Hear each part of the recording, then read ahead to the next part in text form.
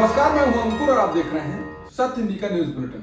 एक नजर अब तक की सुर्खियों पर। दिल्ली वोटिंग के बाद कई एग्जिट पोल्स आए, अधिकतर में बीजेपी की जीत बताई गई और अब लोक नीति सीएसडीएस ने भी एग्जिट पोल जारी किया है। सटीक भविष्यवाणी के लिए मशहूर सीएसडीएस ने आपको 41% वोट दिए हैं और बीजेपी को 46%। इसके साथ ही उन्होंने बीजेपी की जीत की भविष्यवाणी की है। हालांकि सीएसडीएस के एग्जिट पोल में कांग्रेस का अधिक प्रभाव होने का अनुमान लगाया गया है। सीएसडीएस के मुताबिक कांग्रेस को 9% वोट शेयर मिल सकता है। बता दें, बाकी एग्जिट पोल्स में कांग्रेस को काफी कम वोट शेयर दिया गया है और 0 से 3 सीटें मिलने का अनुमान लगाया गया है। बता दें, अगर कांग्रेस 9% वोट हासिल करती है तो कांग्रेस के ग्राफ में सुधार है, क्योंकि पिछले विधानसभा चुनाव में कांग्रेस 4% से कुछ वोट फीसद ही आगे थी।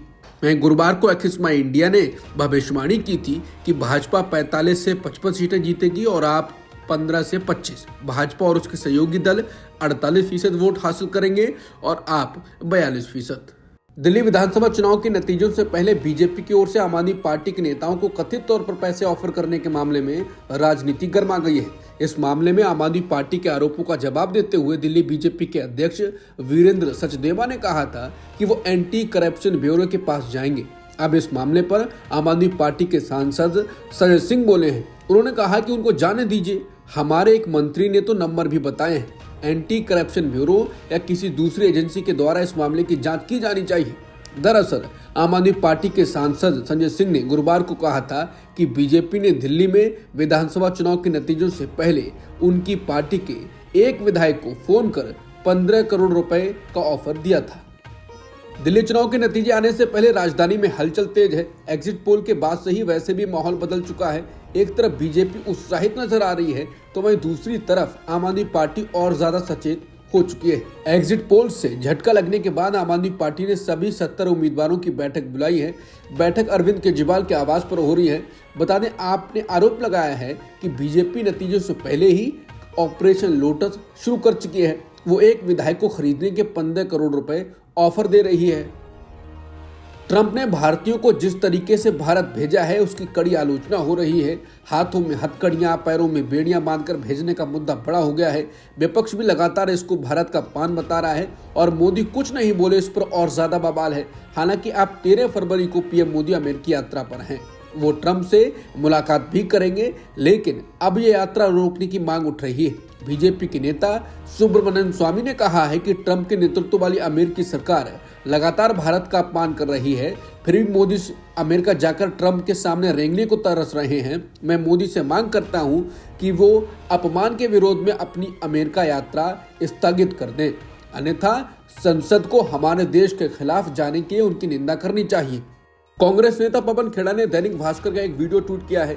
साथ ही लिखा है कि दैनिक भास्कर के इस वीडियो में पता चलता है कि निर्वासित भारतीयों के साथ अमेरिका ने क्या सलूक किया। भूख लगने पर बीफ दिया जाता था, महिलाओं को भी बेड़ियों में रखा, सोने भी नहीं दिया जाता था। हैरानी की बात है कि भारत के विदेश मंत्री कल संसद में कह रहे थे कि महिलाओं को बेड़ियों में नहीं रखा गया। ऐसा क्यों होता है कि भारत के प्रधानमंत्री चीन का बचाव करते हैं और विदेश मंत्री अमेरिका का बचाव करते हैं? क्या दबाव है, क्या मजबूरी है? महाराष्ट्र शिवसेना यूबीटी के सांसद संजय राउत ने प्रधानमंत्री मोदी और केंद्रीय गृह मंत्री अमित शाह पर निशाना साधा। संजय राउत ने कहा कि हमारे लोग अमेरिका के लिए अवैध अप्रवासी हो सकते हैं, लेकिन जब भारतीय सीमा में उनकी फ्लाइट का प्रवेश हुआ तो वो गुनाहगार नहीं रहे। यहाँ हमारा कानून लागू होता है तो वो अपराधी नहीं है, फिर यहाँ उन्हें बेड़ियां क्यों लगाई गई? राउत ने कहा कि लेकिन हमारी जमीन पर उनका विमान उतरा और उसी हालत में हमारे लोगों को उतारा गया। ये हमारे कानून का उल्लंघन है। क्या कर रहे हैं जयशंकर जी? क्या कर रहे हैं मोदी जी? क्या कर रहे हैं अमित शाह जी? उन्होंने कहा कि अमेरिका का विमान उड़ने नहीं देना था। अगर उन्होंने हमारे कानून का उल्लंघन किया था तो अमृतसर से उड़ने नहीं देना चाहिए था, हिम्मत दिखानी थी। आरबीआई ने रेपो रेट में कटौती की है। आरबीआई ने इसमें 25 बेसिस पॉइंट की कटौती की है। इसके बाद अब मौजूदा रेपो रेट में 6.25% हो गया है। पहले ये दर 6.5% थी। ये जानकारी आरबीआई के नए गवर्नर संजय मल्होत्रा ने दी। उन्होंने कहा कि नए फसल के आने के बाद महंगाई के कम होने का अनुमान है। भारतीय रिजर्व बैंक का अनुमान है कि वित्त वर्ष 2025 में महंगाई दर 4.8% रहेगी। आगे इसमें और कमी आ सकती है। रिजर्व बैंक की ओर से रेपो रेट में इस कटौती के बाद होम लोन की EMI कम हो सकती है, लेकिन ये बैंकों के रुख पर निर्भर करेगा। महाराष्ट्र विधानसभा चुनाव में करारी हार के बाद शिवसेना UBT में काफी बेचैनी है। कई नेता अपने राजनीतिक भविष्य को लेकर चिंतित हैं। इस बीच एक ऐसी खबर सामने आई है जिसने ठाकरे गुट में बड़ी हलचल मचा दी है। खबर है कि उद्धव गुट के 6 सांसद पार्टी छोड़ सकते हैं। सूत्रों के मुताबिक ठाकरे गुट के 6 सांसद शिंदे गुट के संपर्क में हैं। ऑपरेशन टाइगर के जरिए ठाकरे गुट के 9 में से 6 सांसद शिंदे गुट में शामिल हो सकते हैं। सूत्रों से पता चला है कि आगामी संसद सत्र से पहले इस अभियान को पूरा करने की कवायद चल रही है। गुरुवार को राष्ट्रपति के अभिभाषण के धन्यवाद प्रस्ताव पर प्रधानमंत्री मोदी के भाषण के बाद कांग्रेस के राज्यसभा सांसद जयराम रमेश ने कहा कि प्रधानमंत्री झूठ की गंगा बहाते हैं। जयराम रमेश ने कहा कि 90 मिनट प्रधानमंत्री बोले, झूठ की गंगा बहाते गए। उनके पास सिर्फ 2 ही हथियार हैं, एक प्रधानमंत्री कांग्रेस बदनामी योजना और एक प्रधानमंत्री इतिहास तोड़ मरोड़ योजना।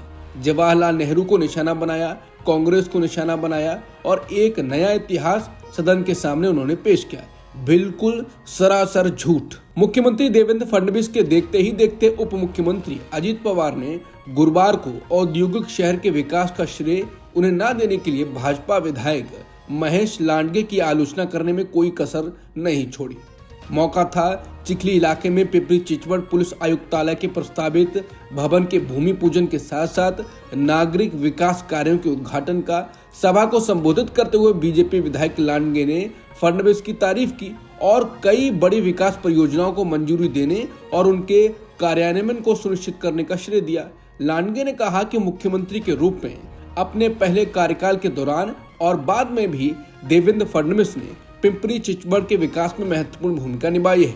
लांडगे ने फडणवीस की तारीफ करते हुए अजित पवार का नाम नहीं लिया, जिन्हें पिछले 20 से 25 सालों में पिंपरी चिचवड़ के तीव्र विकास का आर्किटेक्ट माना जाता है। एनसीपी ने पहले कांग्रेस के साथ मिलकर और फिर अपने दम पर 2 दशकों से अधिक समय तक पिंपरी चिचवड़ पर शासन किया है। जब बोलने की बारी आई तो अजित पवार ने लांडगे को खूब खरी खोटी सुनाई।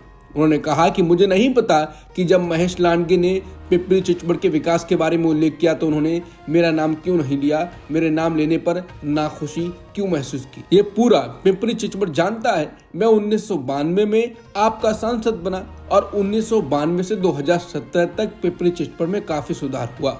मैं लगभग 25 वर्षों से पिपरी चिचवड़ के विकास पर नजर रख रहा हूं। आप यहां के अधिकारियों से पूछ सकते हैं। मैं उनसे विकास कार्यों के बारे में कितनी बार पूछता रहता हूं और कितनी बैठकें करता हूं। उत्तर प्रदेश के प्रयागराज में जारी महाकुंभ में मौनी अमावस्या के दिन बड़ा हादसा हुआ, जब भगदड़ में कई लोगों की जान चली गई थी। इसके बाद बागेश्वर धाम के महंत धीरेन्द्र शास्त्री ने विवादित बयान देते हुए कहा था कि गंगा किनारे मरने वालों को मोक्ष मिलता है, इसलिए इसे हादसा नहीं मोक्ष माना जाना चाहिए। धीरेन्द्र शास्त्री के इस बयान पर अब उमा भारती की प्रतिक्रिया आई। उमा भारती ने कहा कि कुंभ में स्नान से मोक्ष मिलता है, ये बात सत्य है, लेकिन वहां लोग कुचलकर तड़प कर मरे हैं, ये मोक्ष नहीं है। जो लोग जीवित हैं उनके परिवार वाले भगदड़ में तड़प कर मर गए, उन्होंने कौन सा पाप किया था। उमा भारती ने धीरेन्द्र शास्त्री को नसीहत भी दी। उन्होंने कहा कि मुझे लगता है कि संत को अपनी संवेदना का ध्यान रखना चाहिए और उसके प्रति सजग भी रहना चाहिए। आज भी एक के बाद एक ऐसी घटनाएं आती रहती हैं जहां दलितों को घोड़ी चढ़ने से रोका जाता है। अब खबर गुजरात के अहमदाबाद से आई है, जहां दलित दूल्हा घोड़ी चढ़ सके इसलिए 145 पुलिस वाले बाराती बने।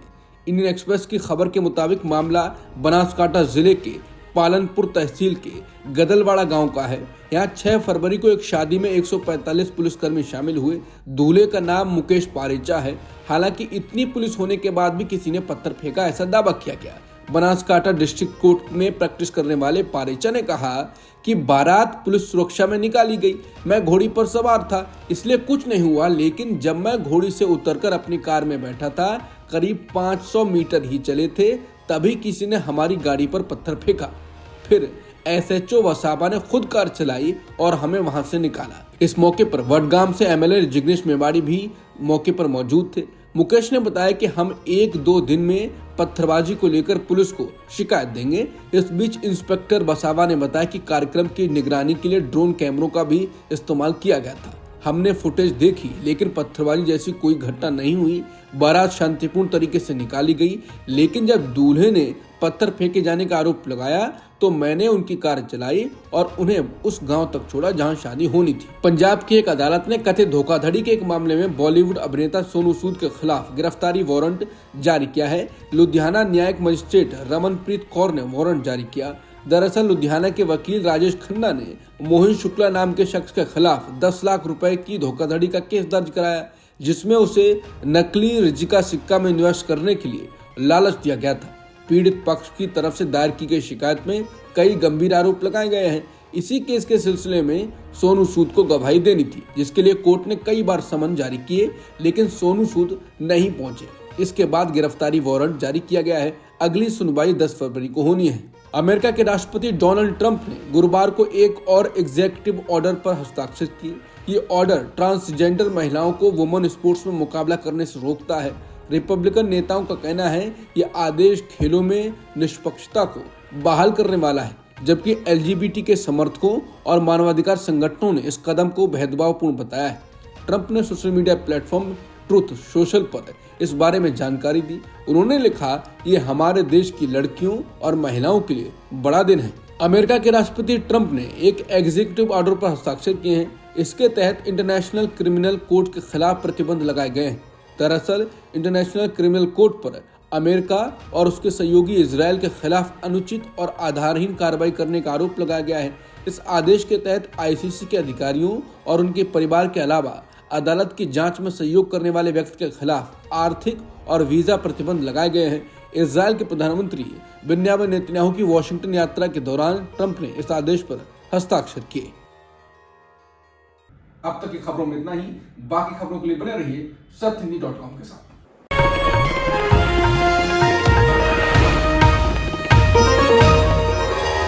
Copyright disclaimer under Section 107 of the Copyright Act 1976. Allowance is made for fair use for purposes such as criticism, comment, news reporting, scholarship, and research.